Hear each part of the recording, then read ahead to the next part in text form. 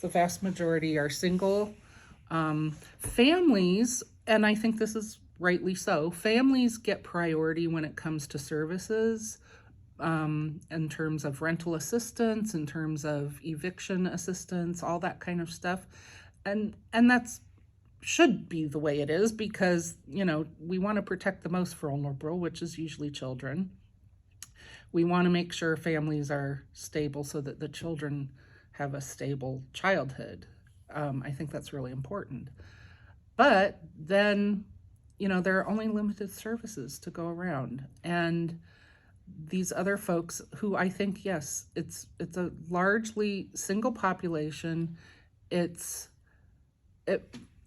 ranges in age from, you have kids coming out of foster care who suddenly have no home, up to folks like Sam, who's almost retirement age, everywhere in between. But they're largely single people who, you know, don't have as much access to services or haven't even looked at what services or don't even have the executive function to Google what services are even out Seems there like for them. often lost in the shuffle of all of the conversations of those families of four that need housing are those single individuals who have lived alone, or for whatever reason, whether they are widowed, whether they have been single all their lives, what have you, find themselves alone.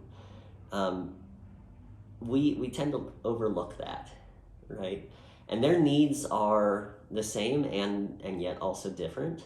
I think again going back into the understanding of community and the need for relationship, the need for building relationships and seeing themselves as a part of the fabric of the community is even greater when you are in a home where there's no one else to talk to, right? And so I think if I had a magic wand to solve a housing situation, it would be to address the isolation and the potential for loneliness, for all of those who are living alone, who are on the margins, who are barely making ends meet or unable to find safe housing. When it comes to programming and housing programs, families with children, women with children, they're identified high priority, obviously.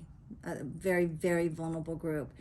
The numbers that are kind of heaviest, that are stuck within our system, are actually single men and women.